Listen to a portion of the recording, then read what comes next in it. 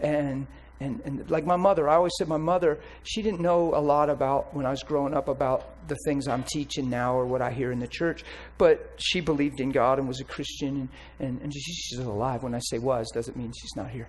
Sorry. But I just mean when I was growing up. So I grew up in a Christian setting as far as my mother was concerned, but very limited. But what I got from Mom was just a real sense of right and wrong. She instilled that in me. I knew that from little up. Mom seemed like a wholesome lady to me, seemed innocent. She was very beautiful when I was little, and everybody thought she was like just so beautiful. And she was just sweet. She just seemed like somebody, she'd sit on a stump and the animals would walk near, you know.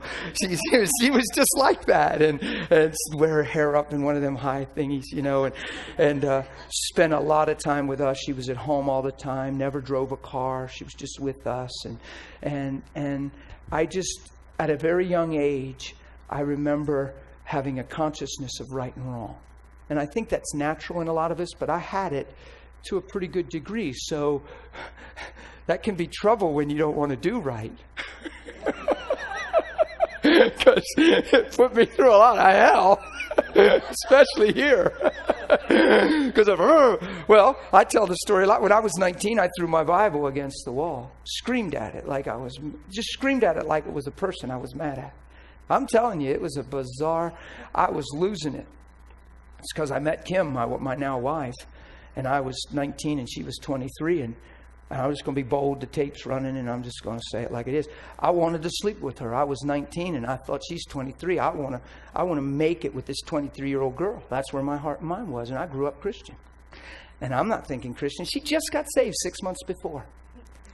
So she has a fresh thing in her heart. She came from a background of just a mess, and now she's saved, feels clean and pure, and now she's got this 19-year-old knothead in her life that's not thinking Jesus, thinking flesh.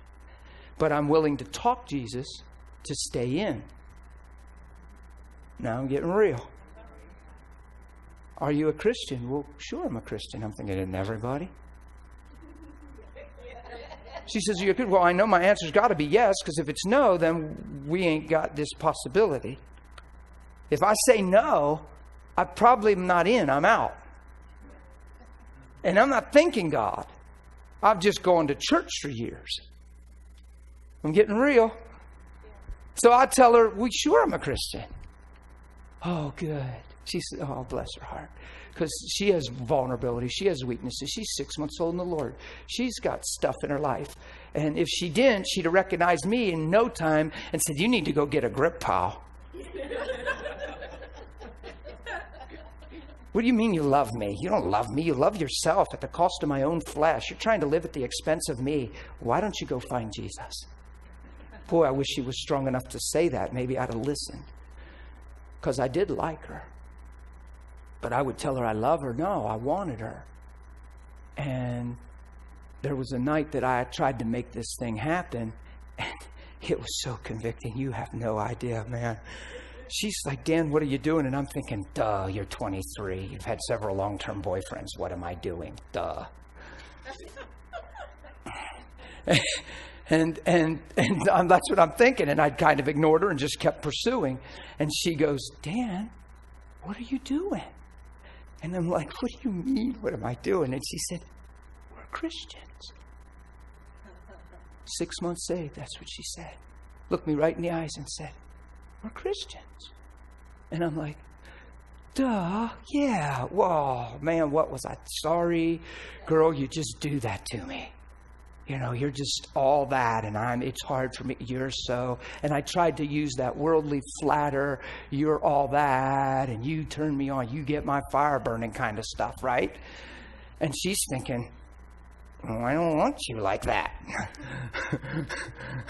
So this girl's sincerely pursuing truth in Christ.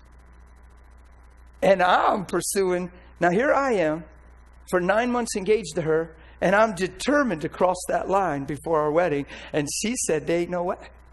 So now I feel challenged. And so I crossed many lines and watched her cry many times and do things that she didn't want to do, but she wouldn't, you know, that home run idea. She wouldn't cross that line, but violated her conscience many times, and just as well,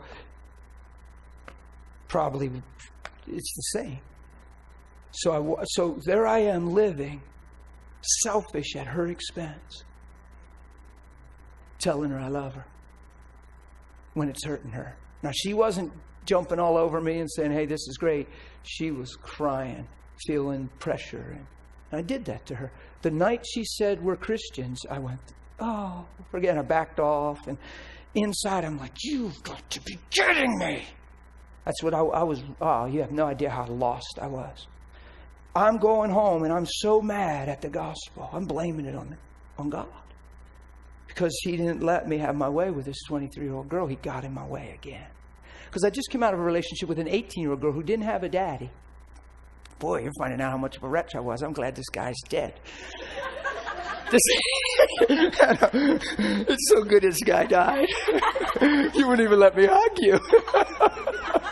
I love this girl. Oh my goodness, I love you. I think about you. I just bless you when I think about you. I had this girlfriend, 18 years old, and she didn't have a daddy. And I thought, I'll slide in. She's vulnerable. I'll slide in and pray on her. She needs a man in her life. Well, she did. She didn't need me. And the gospel kept getting in my way there, and I did my best to get around it, but she was trying to be a Christian.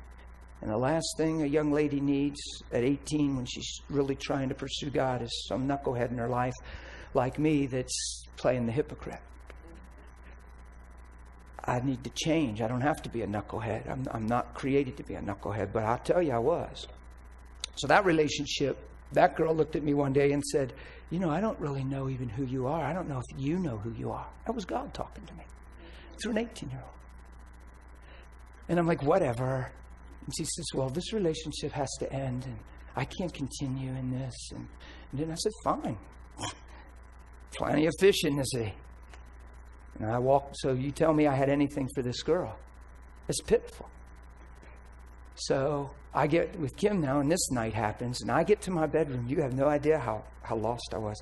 I couldn't wait. I was so mad when I got to the bedroom because this gospel cost me my desire. And I'm searching. I didn't even know where my Bible was. I remember pulling open a couple of drawers. My Bible was lost. And I found it, and I was like, there you are. I had it in like under some underwear or something. And at that age, they might not even been. I'm kidding. I'm just having fun. I'm keeping you guys awake is what I'm doing. I know exactly what I'm doing. No, I'm kidding. Brandy, is the camera on? Oh! Internet people, hold on. We're coming back. Okay. We're trying to come back. If you don't stop laughing, we're not going to come back. See how I blamed that all on you quick? Here's what I did. I found the Bible and I went, serious. It was like I was out of my mind. I remember it. I don't even want to forget that stuff. It's sobering to me. It's because I'm not guilty of that. I'm not the man that did that. See, I understand the gospel so clear. I can talk about this. I am so free from who that man was. But I don't mind remembering that because it is sobering. It is like, whoa, what we can be without Christ. Whew. You get what I'm saying?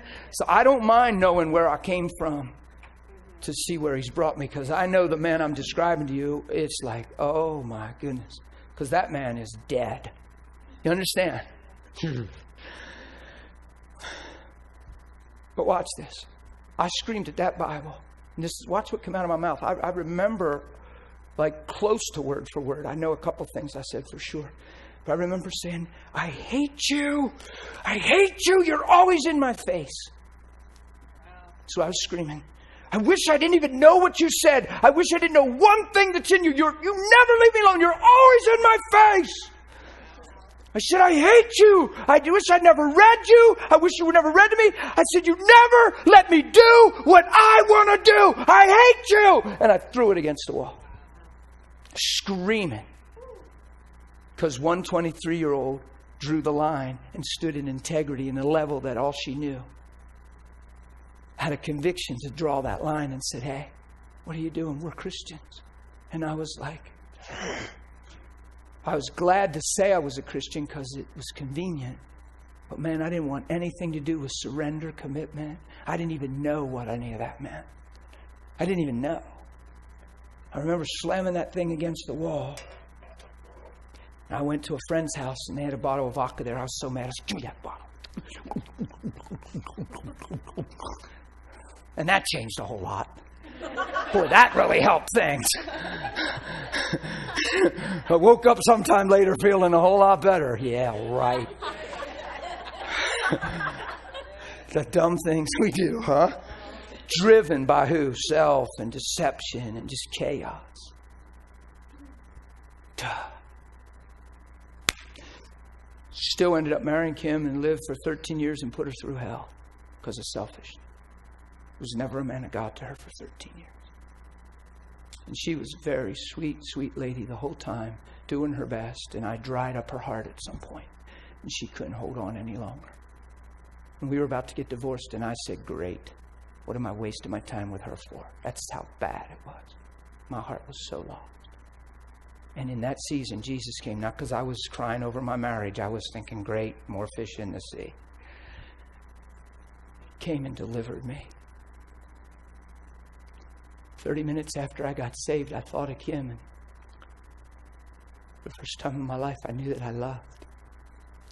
It's because love came inside of me. Because I really got born again. Because that night I died, I didn't want to be me anymore. And I was so done living me. I was so done. You got to get to the place where you say, you know what? I don't want the flesh, the devil. I don't want sin. I don't want violating my conscience. I don't want desire that doesn't produce long-lasting life. I don't want this. Some people say, what happened to you, Dan? Well, there was certainly a grace over the whole thing. But one thing I saw was I didn't want to be that man ever again. And I know on that night, that man died. What some of us do is we ease our way into death. And we kind of die. But we reserve a lot of other things. And we slow die, slow death. Die. Come on, if you're going to shoot me in the head. Don't shoot me in the ankle. And then raise it up and hit me in the thigh 6 months later. And then shoot me in the belly. Shoot me in the head. Are you getting anything out of this, or am I way whacked today? I know one thing. The born-again experience is so real and so powerful. I didn't go to one class on love. It's a supernatural thing. It's not something you live from your head. It's something you live from your heart. You catch it here. Isn't it amazing that I was so selfish, so wretched, and in my heart, I thought I was the most selfish person on the earth. That wasn't an overstatement. To me, I need to see that. It doesn't matter if you lived more selfish than me. To me, I was the most selfish man that ever was. And to me, my life was pitiful. And when I got real with where I was heading and what I was producing, it was zero. And I'm standing there bawling, saying, I'm a hypocrite. My life is pitiful. I'm so selfish. Pitiful. I'm bawling. I'm like, I am so lost. And that night, I gave myself to Jesus. Isn't it amazing that 30 minutes later, I went to work so hard and so calloused and so cold. And so the day before or so, I told Kim how nuts she was and how her whole family thinks she's crazy and how I married a crazy girl and you're nothing but da-da-da-da-da. And all she was a poor young lady that thought she married a Christian that struggled to survive. And I'm just ba-ba-ba-ba-ba-ba-ba. I go to work. I give my life to Jesus in the Spirit of Almighty God. He didn't come and sit on the rack and look down at me and say, oh, so you want me now? So now you want to change. Well, you caused a lot of hell, you know. Well, you got that poor girl Kimmy hurting, and You hurt a lot of people along the way. I called you for years. In fact, what was that thing about throwing me against the wall? The Word of God. All those years ago. You haven't changed any since that. You've never said you're sorry for that. Now I'm just supposed to believe you, and I'm supposed to just trust that you're going to change now. See, that's what we do to each other. That's how we've learned to live. Thank God some angel didn't come sit on the rack and talk to me like that. The instant that I was sincere about letting that man die is the instant that I'm not that man anymore. To God, because regret produces death. I can't go back and rewrite and change anything. I can't take those words back. I can't take actions back. I can't go erase the Bible hitting the wall and pull back and take. That all happened. But guess what can change? Right here, me. And as soon as I was changed that night, as soon as that stuff changed and I wished I could have went back and relived my life, God said, forget it, we'll scrap that and we'll just start over. You don't have to relive that life. We'll just get it right now. We'll make you brand new now. Isn't it amazing that the Spirit of God came into me, and 30 minutes later after I went ballistic, you have no idea. How you just don't. I jumped, screamed, I twirled. I was at work in the aisle, supposed to be pulling my order, and somehow I got my work done that night and still was on computer standard. You know, Rick, what I mean. I wasn't behind on minutes. Somehow God does stuff. The Spirit of God came in me 30 minutes after going ballistic for, it seemed like 10, 15. You have no idea. I just kept running around going, you're real. Oh my God, you're real. You have no idea. It was crazy. I would just take 3 steps and go, you're real! What allowed that? Well, of course we're saved by grace. There's a couple things I did that day. I completely surrendered the best I understood it. I saw the wretchedness and called it what it was for the first time in my life. I didn't soft pedal it and talk around it. I looked at the ugly and called it ugly. I looked at the lifeless and called it lifeless. You get it? And I said, this is pitiful. And I knew in my heart I didn't want another minute of this. And I said, if you're real, because I didn't even know if God was real. I was so lost. I had no sense of God reality. If you're real.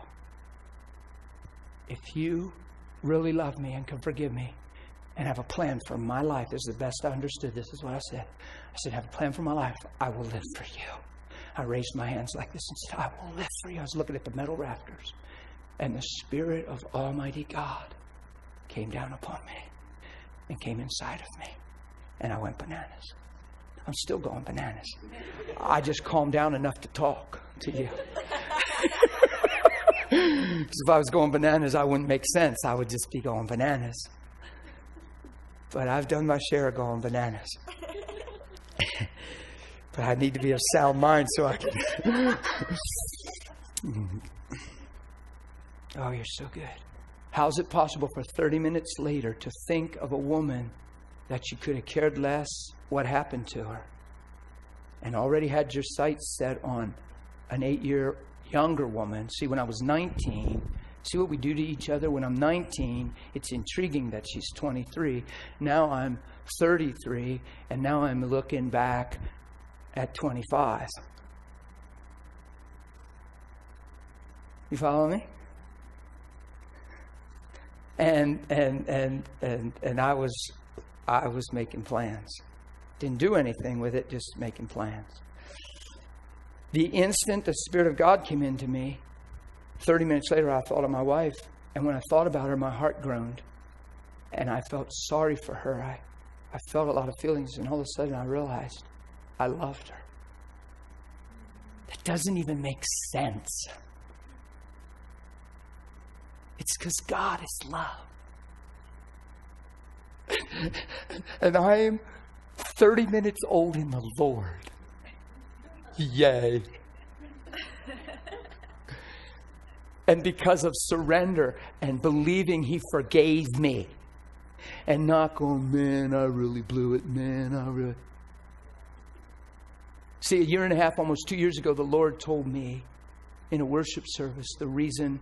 He said, do you know why you live the way you do? Well, I knew what he meant. He meant the way I live, because I live with me. He meant the consistency, the joy that nobody has any right to. Nobody has a right to what's in my heart. It's mine from Him. It's just good.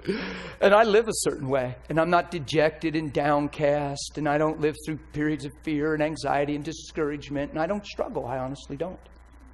I live very free. And the Lord said, do you know why you live the way you do? And I said, well, yeah, because you're amazing and your grace is sufficient and your love abounds. And I answered all the right ways that we should answer. I heard the Lord chuckle. And He said, well, no, Dan, not exactly. And I'm thinking, that's blasphemy. That's not even the voice of God. That's the devil. It is grace. It is. I'm thinking that because it is God's grace. We understand we're saved by grace. It's all Him. Without Him, we're nothing, right? We know that. That's not spiritual religious cliche. That's truth. But this voice goes, no, Dan, no, not exactly. That's not the answer I'm looking for. And I'm actually thinking, what? Because it's what all of us would have said. He said, no, Dan, it's because the night you got born again, and He pointed me to that night in the aisleway. He said, on the night you got born again, you were sin conscious for a moment. And ever since that moment, you've been a son in your heart. What He's telling me is because of that, all that grace and magnificence that He is could come on me. I didn't restrain it. I didn't hinder it, Chelsea. It could come on me. It's not like they're waiting to dump. And we're like, well, I don't know why He would love me. Well, the thing that you're thinking isn't why He loves you. He loves who He created you to be. He wants to get to the real you. He loves who He created you to be. He loves your destiny in Him. He loves your purpose in Him. He's so wise in making us and creating us. He loves that. He's preserved that through the blood of Christ. It's always possible. He's kept the potential alive for your destiny.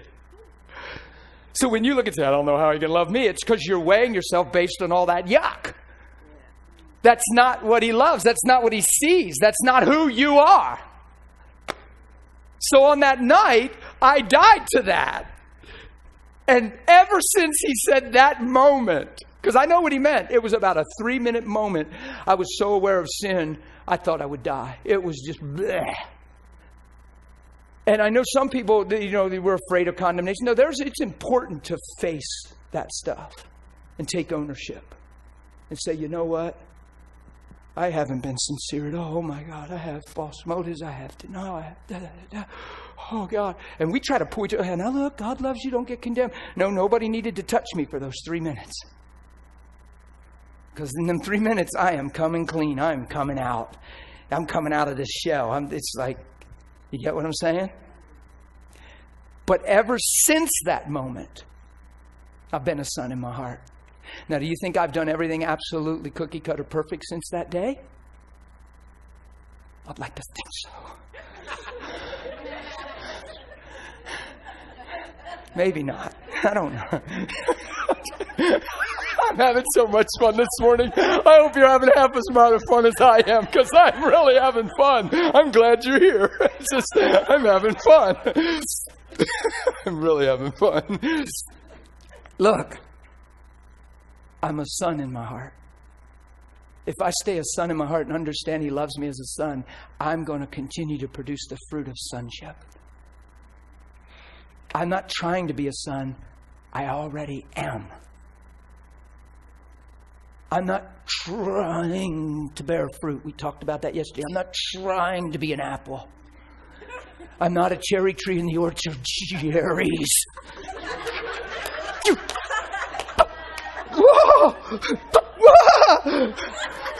Because if that's how you produce cherries, you're going to start feeling proud about yourself. And somebody's going to need to pat you and give you a trophy or something. Super Christian. I don't know.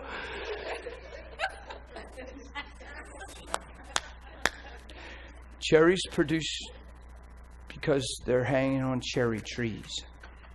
The trees already know they're cherry trees. They were cherry trees in the seed. Nobody had to tell them. That night I became a son. I was already a son. I was in seed form. Jesus died and fell to the ground. He's springing up bearing much fruit. That's amazing. So things were sown into my life, my whole life.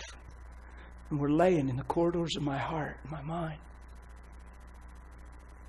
That's amazing. And all of a sudden, it just fascinates me, the supernatural power of the gospel, that through surrender and a born-again experience, that I could think of someone that I had no feelings for. And instantly knew I loved them. Called her on the phone right away to tell her about this amazing experience. She was sitting at home drinking a mixed drink, smoking a joint of marijuana. Imagine that, my precious wife. It's so funny. That's what hurt can do to you.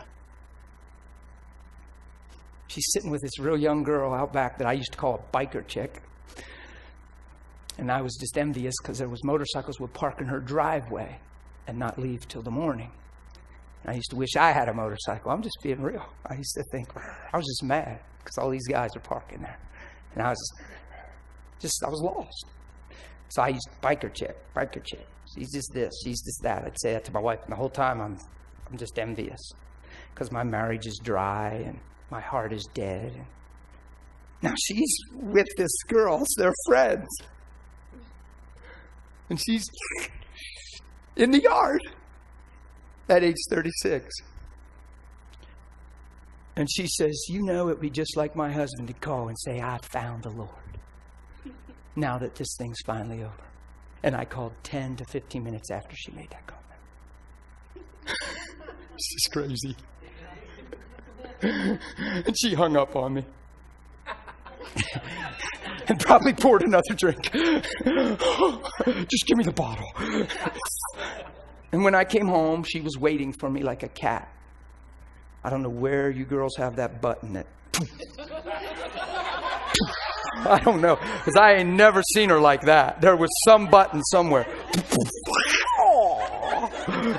My wife was soft and quiet and timid and meek, and I used to lash her with my tongue and just cut her to pieces. And on that night when I came in, she had hackles.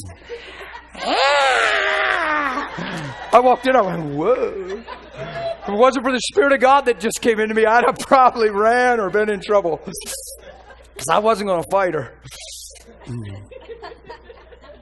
You should have heard what came out of her mouth, and understandably so in the sense of the flesh and the natural, because nobody was teaching her what we're teaching. She was just drying up because there was no love in her life. How dare you try to pull something like that after all these years, putting me and these kids through hell. I know you. I know you by now. You're just trying to come out of this thing smelling like a rose and make me look like the witch. It ain't gonna work. You're a fool. And I'm standing there going, thinking in my mind, God's real. I was still serious. I was so undone.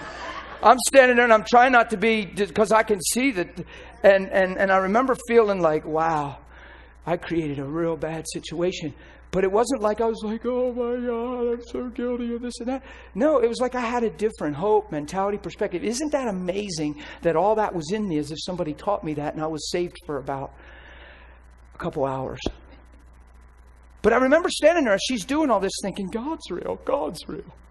And when I went in the bedroom, I said, wow, I have never been what I was created to be in this marriage. I have never been a man of God. Man, it has nothing to do with Kim. It isn't her fault. It doesn't matter all the stuff I blamed on her. I have never lived like Christ in this home. I said, if I would have lived like Christ, these things wouldn't be. I take it off of her, God. I don't hold her for nothing. I said, I take total responsibility for this marriage, and I put it in the altar of your mercy, and I ask you to grow me up in you. That was my prayer.